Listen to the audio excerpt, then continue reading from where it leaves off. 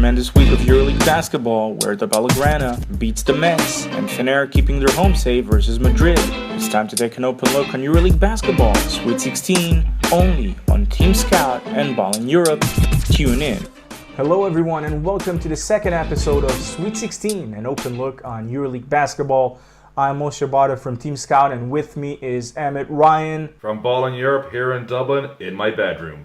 Okay, so we've got a great show for you this time, obviously taking a look back, taking a look forward, and notebooks and playbooks. You know, this is a show you would love to watch. The first thing we need to get through is how hilariously wrong we were last week. Last week, we unanimously said Real Madrid will win in Istanbul against Fenerbahce. We got that wrong. We unanimously said Panathinaikos would win in Barcelona against Blaugrana. We got that wrong. And like even in private chats off air, we were thinking, Zvezda will be fine with Zalgiris, stuff like that. Well, let me beg to differ for just a bit. True, we said that Madrid are going to win in against Fener, and obviously we got it wrong. But we did say that Nunnally is going to have to step up in a way. So on that one, I'm pretty much I'm okay with it. Yeah, we got that right. That was like I'm happy with it because it was just like one of these things that you knew that's gonna have he's gonna have to step up in order for them to have a shot at it. And yes, we also got Barcelona Panathinaikos wrong. But first, let's talk about obviously Fener versus Madrid. At the beginning, Fener was the one trying to set up the rhythm. Nunnally was taking very good shots. His shot selection was good. They were playing for him, and it is so important for the first shot to go in, and that's what happened. He had 9 points without any missed shot during the first quarter, but all game long it was like back and forth, a shot for shot kind of game. You're going to score, I'm going to score, until the last possession, where again, when you're reaching that specific moment that you're having a last possession, and it's supposed to be versus Fener, you do not want to go there. You do not want to be in that situation. Absolutely, and a lot of it was down to Fener switching up their strategy. I wrote about this in BallinEurope earlier this week, because their problem they've been playing is essentially with one guard. Like Nunnally's a swing man who's really a forward. Like he's playing the two when he's not meant to be. And they decided, feck it, we've just got to push this. So they ran a stupid pace, really, but it was stupid but brilliantly successful. So it was stupidly smart, I suppose, is that the score sort of understates just how fast this game was played. Like 78-77 sounds like a reasonably up-tempo game, but nothing too crazy. This game was played like both sides were hitting 3 digits in terms of pace. It was just that fast up and down the court because Fener realised if they did what they were expected to do, which was survive on their defence, they were going to eventually lose this game. So they took a calculated risk, they gambled. They told Nunnally to just play more freewheeling. They obviously had Bobby Dixon and Kostas Sloukas do their own thing. And it freed up more room for the front court because they basically had Nunnally playing more like a true backcourt player. Now, the depth problems, and I've got into this with you personally and online elsewhere, is they just don't have enough guards. And so Nunnally isn't a pure guard. So he stood out so well this week. 7 and 9 from the field, 18 points. And that understates just how much he did in terms of running the tempo. Like he was able to keep up with Dixon. He was able to keep up with Sloukas. He was able to play his part as the two. That's the type of thing where you hope it happens every couple of games. But, if it does happen, it's a big bonus. It shouldn't be what you rely on. As for Real Madrid, they didn't actually do that much wrong. There are a lot of ticky-tacky technical calls on both sides. I'm not saying it was hometown refs because I thought Fener had a couple of questionable tees against them as well. But they largely did what they needed to do. Just in that situation, they were almost caught cold, and you could see Lasso doing his usual muttering to himself on the sideline. So yeah, it's a loss for Real. It's in no way bad for their season overall. I think that they expected. If you told them 7-3 after 10 games before the start of the season, they'd have loved you. If you told them after 5 games 7-3, they'd still have loved you. So they're happy enough with this. Like I said, it came to the last possession, and at the beginning of the season, the thing that was extremely evident was the fact that whenever you got to a last possession against Fener, they've managed to make that defensive stop. This time they didn't need to do that because the way that the game developed was obviously a foul was called on J.C. Carroll on trying to go to the offensive rebound, and that was pretty much what sealed the deal because if it wasn't for that foul, we were probably going to overtime. Yeah, and like, as a final note in this game, because we're trying to keep it tight, the face and JC Carroll afterwards said it all. Like, it was a tight call on the foul. I'd have called the foul myself. I don't think that was ticky-tack, but you could see he just realised, oh, this is it, we're done. And I think that was it, like, because they come so close to pulling it off and didn't quite. So it didn't work out for them, but like on the whole, if you're a Real fan, after 10 games of the season, you've got to be happy. Obviously, you have to be happy with what they've achieved so far. And, to be honest, there is this one thing that we might have missed. Because in Fener's mind, obviously, for them, losing that specific game at home versus Madrid could have been catastrophical. Because it could have created some, I don't want to say like a snowball, down a very, very problematic slope for them. But, in a way, it would have had some ramifications that they would love to, try to prevent. And in a way, they managed to do exactly that. It might not have been beautiful, for the entire 40 minutes they played, but it was efficient and it was good enough for them to get the very important win at the end of that game. Yeah, and just to tie this off, like for Fener, they knew how big a difference 7-3 was versus 6-4. They had to get the W. They got it this time. Just next time, they've got to make it easier on themselves. If you had to overlook one shot, would you swish it, wish it, or go fish it? And so we come now to the second game we look back on this week, where I don't think we can qualify ourselves as being kind of right in what the call was, because Barcelona, particularly in the third quarter, just beat up Panathinaikos in the Palau Blaugrana. Final score 72-57. A lot of things went right for Barcelona in this game. They signed Alex Renfro. He didn't do a lot, but he did nothing wrong. And in many respects, that was almost exactly what Barcelona needed coming off the bench. Pretty much great shooting throughout.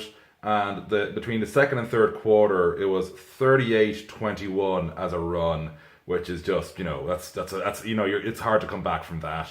And like basically everything that could go right went right for them. And it was again a result they needed. But Moshe, what were your big takeaways from this game?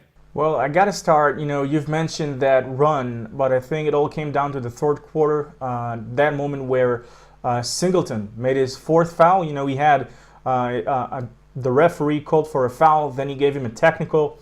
The thing was, it was I think early in the third quarter, when the referee called for the technical, then obviously the correct decision was made by the coach, deciding to take him out of the game, to cool off.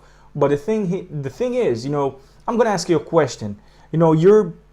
Barcelona are getting into the rhythm, creating a relatively big margin up to that point, because the game was pretty close in a way.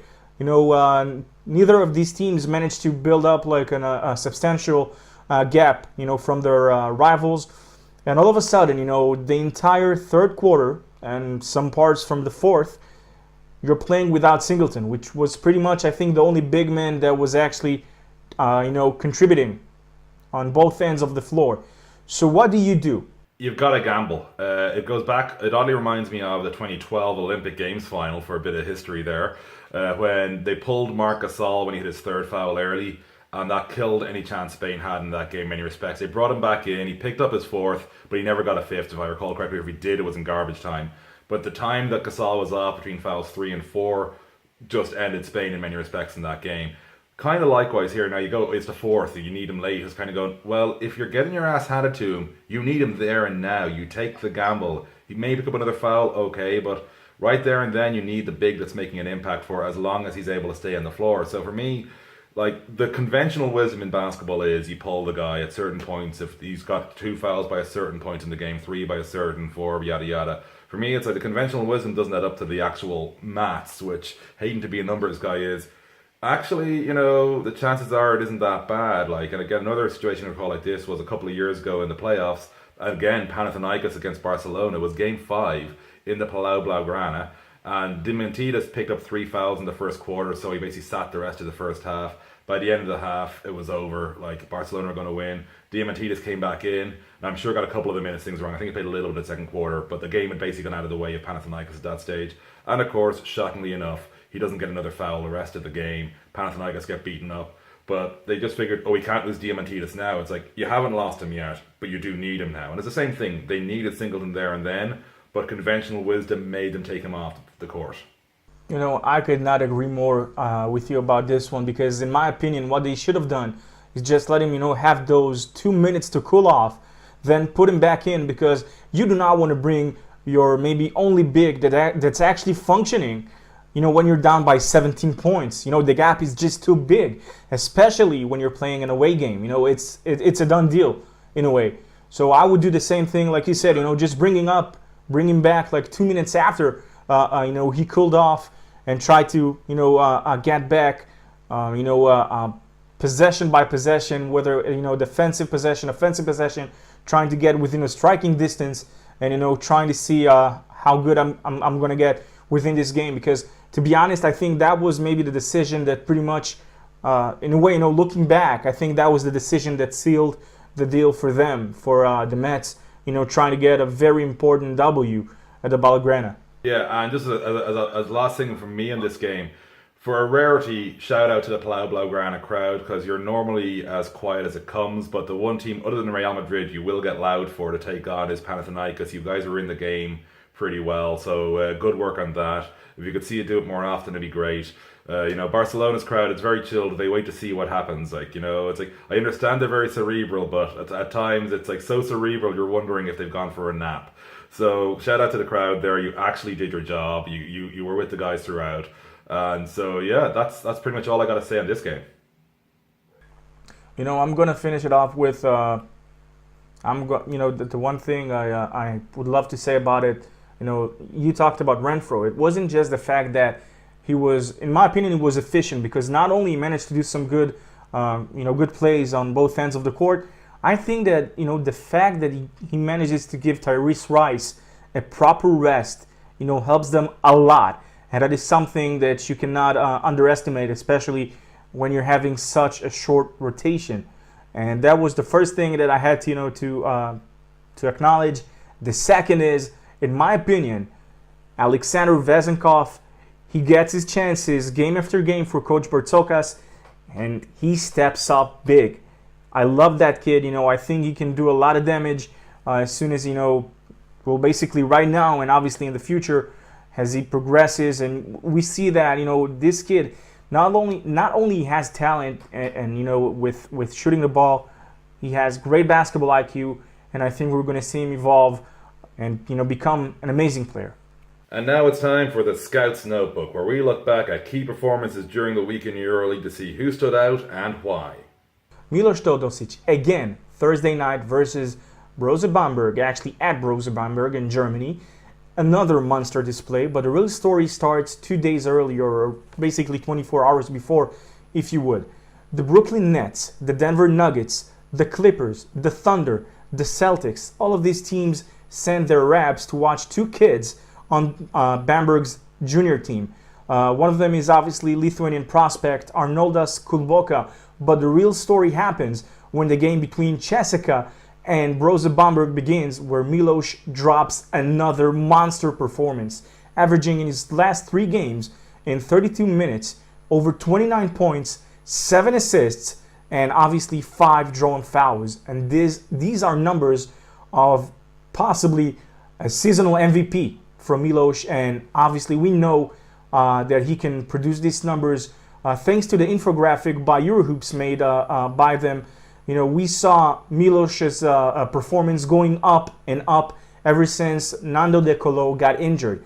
And watching him taking the Czesika on his back game after game makes us believe that not only he's capable of winning the seasonal MVP of the EuroLeague, we know that possibly this might be his last season wearing the uniforms of the Red Army just before making the next jump of his career to the NBA.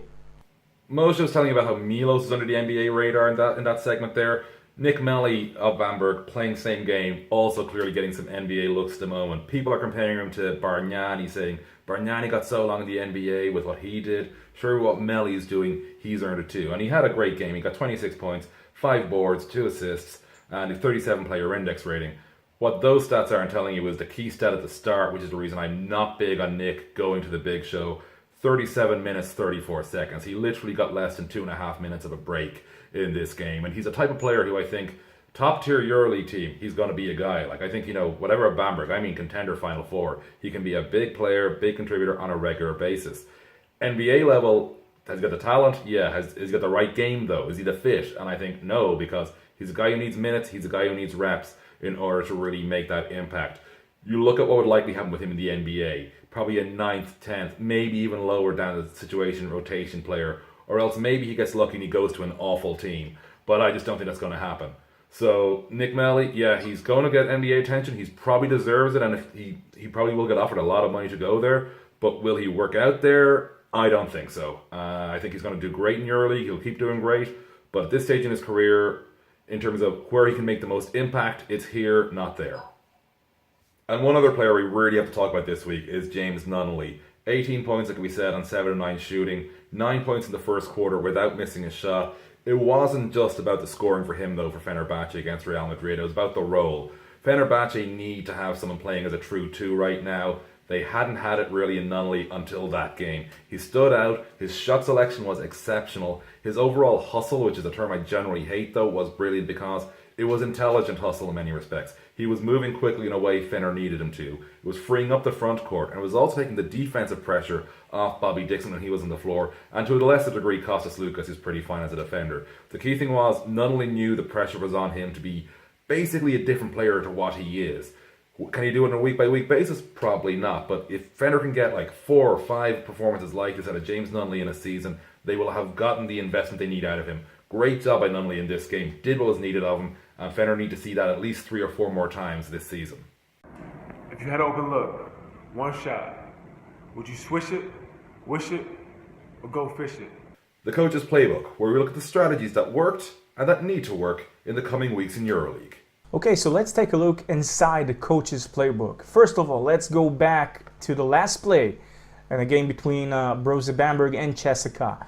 What we see is basically Friedzen nailing the buzzer beater. But what we missed, the thing is, looking at it, Milos made the pass, but in order for Friedzen to get an open look, as we like to say, there was one player who made a play. And that one was Kyle Hines with plays that do not appear on your stat sheet.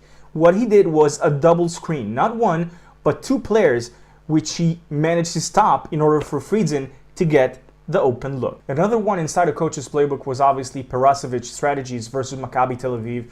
Besides breaking every shooter's play, going strong on offensive rebound, which was evident, which was acceptable and understandable. But one thing that was extremely noticeable above all was the fact that every time that Tyler Honeycutt was spending on the court was actually influencing on the defensive end because players were afraid in a way. They were hesitant taking the shots over his head. These are things that usually do not appear in the stat sheet as well. And simply using both Tyler and other players to try and pressure Andrew Goodalock made him pass the ball more and taking less shots. Sweet 16, an open look on EuroLeague basketball. Covering 16 EuroLeague teams. Gonna be sweet. Sweet 16. Okay, so after we've taken a great look inside the coach's playbook and the scout's notebook, it's time to take another look at the games of the week. My choice to the game of the week is Baskonia versus Darussafaka. Darussafaka, a team that managed to do that will manage to get better results on their away games than at home.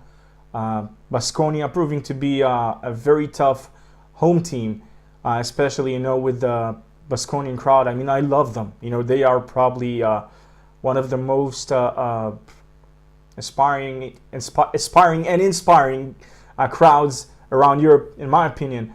But what's your intake on a game? I think it's going to be quite close. I think that Darussafaka is almost a more comfortable team when they're not in their own barn because at least there's noise when they travel because there isn't much noise in the Volkswagen Arena. And David Blatt isn't exactly a coach who's going to get intimidated by a hot road crowd. Like he's seen it all. So I think there's a couple of matchups which I know you have one particularly want to talk about that are going to be crucial here. But I think a lot of it's going to come down to strategy, sort of adjustments.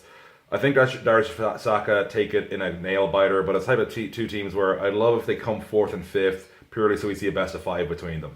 It could be one of these rivalries, to be spoken of in the future. Like we had Maccabi and Pau best of 5 series from was I think already 5 years ago. The thing is, I would really like to talk about the matchups, especially Clyburn versus Hanga, due to the fact that, well, to be honest, Clyburn did not come with the purpose, well, for him, obviously, coming as a starter would be great, but I think, that the original plan they had when getting James Anderson was, James is going to be the starter, Clyburn backing him up from the bench, especially when he needs a breather. But lo and behold, what happens? James Anderson has yet to find himself, to find the correct rhythm within the team, with Clyburn getting substantial minutes, creating substantial damage on the offensive end, and with Adam Hanga, which is obviously a defensive specialist, going at each other. It's going to be extremely interesting and a sight to see, and I cannot wait to watch exactly that. Yeah, no, that's going to be great. I think Hanga, though, with that home Baskonia crowd is going to be so crucial in this game. And don't forget as well, this is a guy who's thinking of that NBA jump next summer as well. So, that's a big reason to believe in him. If you had an open look, one shot, would you swish it, wish it, or go fish it? And my game of the week is, well, I suppose two teams who normally are strong but unnecessarily have the most neutral interest. But I think they're worth following this week, playing each other. Anadolu Efes hosting FC Barcelona. Efes, I suppose, even though they're only 5-5, I think they're very deceptive 5-5 in that they're playing like a side which actually, finally, after so many years, looks like it's coordinated and is capable of making a serious championship challenge, whereas previous FS teams had the names on the jerseys but didn't have the finished product, so to speak, to get the job done. Whereas Barcelona, obviously, they're usually a Final Four contender. They make the playoffs at worst, you'd expect. This year, they've also struggled. But after last week's game, that big win over Panathinaikos, I don't like the phrase momentum, but can they carry what they did right in that game with them to Istanbul and show that they can play against a contender like Efes and get the W? So that's what I'm looking forward to this week. My intake on that one is pretty much, we can look at it from two different angles. First, Ante Tomic said at the end of the game that they haven't changed anything from their previous game to the game where they won versus Panathinaikos. So, with that being said, it means that they are still playing the same way, they're using the same adjustments. The question is, like you said, will they bring it second week in a row? I think what works for them the best is the fact that, well, pretty much now their rotation is obviously much wider. They have much more depth with guys that can help, pressuring the ball on the one hand and obviously creating some damage on the offensive end. That's the first thing I would like to say. But to be honest, again, it's a very athletic team, which is Efes, versus a highly intelligent defensive team such as Barcelona. All the reasons to watch this game, all the reasons to follow it from the first minute to the last. I cannot start to try and predict what's going to happen. This one is too complicated, in my opinion, because you have a guy who's physical, such as Brian Dunstan, going at Ante Tomic, which is known to not like that physical game too much. So, and obviously Tomic has proved to be very important, obviously, throughout the years in Barcelona's games. So, moving on to the other two games we want to talk about this week, Moshe. One, of course, it's the first game, literally, of the week. It's Maccabi hosting Bamberg. Bamberg 2-8. Maccabi, we're still not sure what they are. I think we both agreed on that point. But of course, the big question, and I know you've got a lot to say about this, is the Nokia Arena, is it still a place that's tough to go? In recent years, the Nokia, the then Nokia Arena, now Menorah Miftachim Arena, has been in a way a fortress. Something that was not penetratable that easily. And when coming there, I think most teams knew that they were, starting the game from the tip-off being down by a few good points. And right now, Maccabi has played 5 games on the road, 5 games at home. And, they are, it looks like obviously, looking at the facts, they won 3 away games, and they've lost 2. But their home games, they are 2-3, which is something new, because in 5 games, losing 3 at home is something that you cannot obviously accept. especially if you're such a a very strong home team like Maccabi Tel Aviv. Absolutely. It's one of the old reliables in European basketball was Maccabi will always win their home games. And another team which is hoping to sort of start getting that home form together is Galatasaray. They're hosting Panathinaikos this week.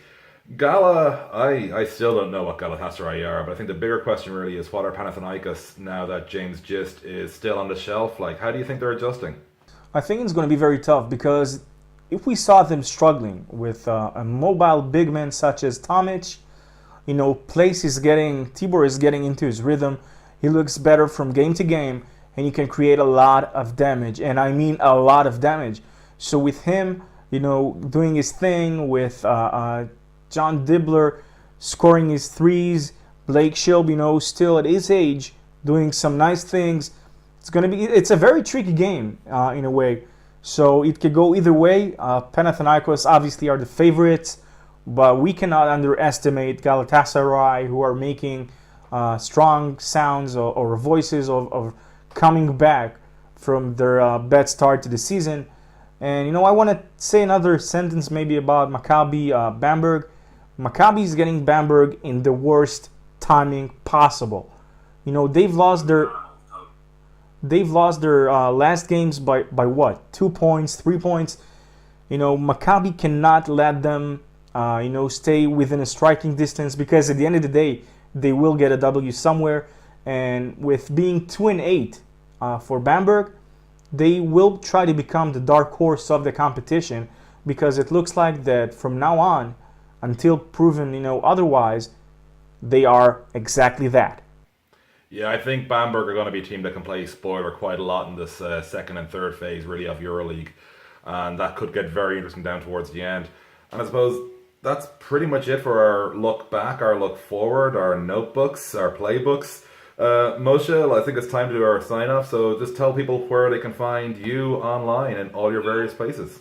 Well, you can find us as always on I am TeamScout and at MosesB1 on Twitter, TeamScout on Facebook, and Emmet.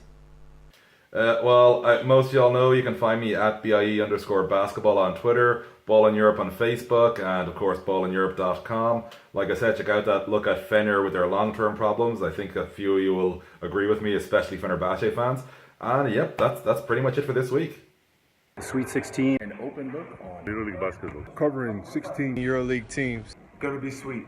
Sweet 16. Only on TeamScout and BallinEurope. Stay tuned. Don't forget to subscribe.